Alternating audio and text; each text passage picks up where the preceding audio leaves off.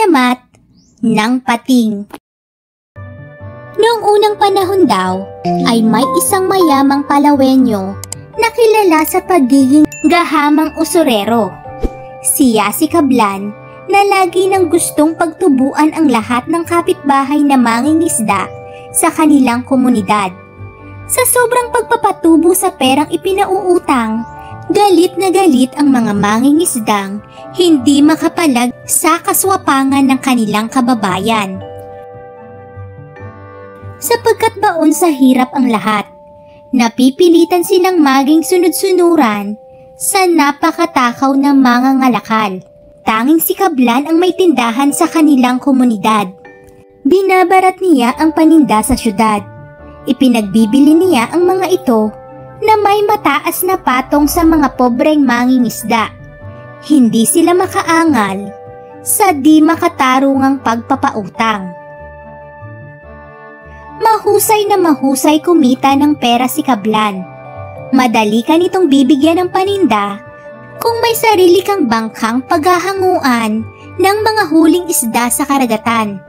Mas malaki ang bangka, mas malaki ang huli. Mas malaki ang huli, mas marami rin ang panindang maipauutang sa iyo ng ngingisi-ngising negosyante. Isang magdadapit hapon, habang nagpapasasa si Kablan sa marangyang hapunan, isang uugod-ugod na matanda ang kumatok sa kanyang bahay. O ano tanda? May problema ba? Nagugutom ako. Maaari po bang makahingi ng sobra sa hapunan ninyo? Aba? Oo. Yun lang pala eh. Nakakunot noong sagot ni Kablan. Pero sa isang kondisyon, kailangan mong bayaran. Pagkain ko, katapat ng pera mo. Basta may tutubuin ako, lahat ay arglado. Kung wala kang pera, umalis ka na dyan at baka hindi ako makapagpigil sa'yo. Maawa po kayo, Ginoo. Hindi nyo madadala sa hukay ang yaman ninyo. Aba, makulit ang matandang ito ah. Lumayas ka rito. Doon ka sumisid sa dagat. Tiyak na may isda kang mahuhuli. Sige, layas! Layas!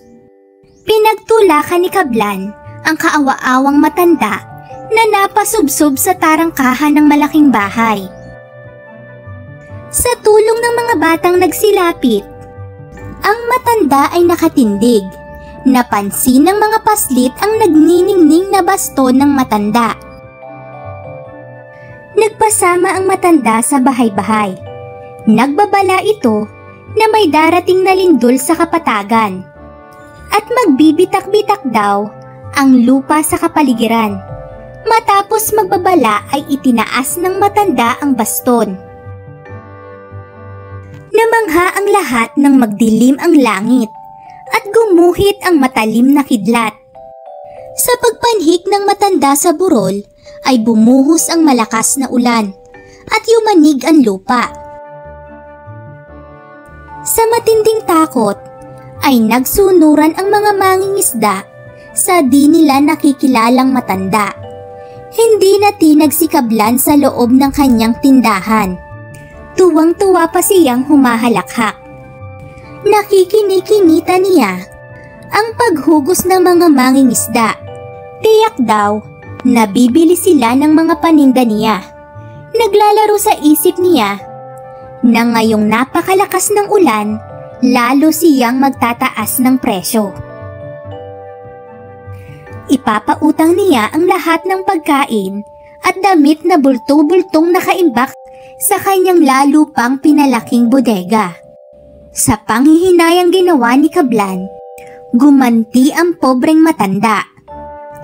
Tulad ng takot na itinanim mo, usurero, sa lahat ng nangangailangan sa oras ng kagipitan, magiging isda ka rin, nakatatakutan ng lahat sa karagatan.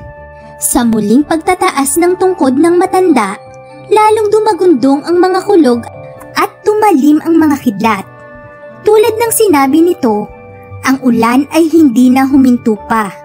Sa itaas ng burol, tanaw na tanaw ng lahat na nagdudumaling lumabas si Kablan sa tindahan. Nanginginig ito sa sobrang takot. Magpapanhik din sana siya sa tuktok ng burol. Subalit naabot siya nang rumaragas ang tubig ulan na lalong nagpalalim sa dagat-dagatan. Ang mahagway na katawan ni Kablan ay naging mahabang isda na may matulis na nguso at matatalim ng ngiping, parang kakain kanino man. Nang balingan ng tingin ang matanda, ay wala na ito sa kanyang kinatatayuan. Nawala itong parang bula. Magmula noon, nakilala na sa Palawan ang pating. Ito ay pinangalan ng hari ng karagatan na walang takot kanino man. Laging kinatatakutan si Kablan sa pagiging usurero sa Palawan.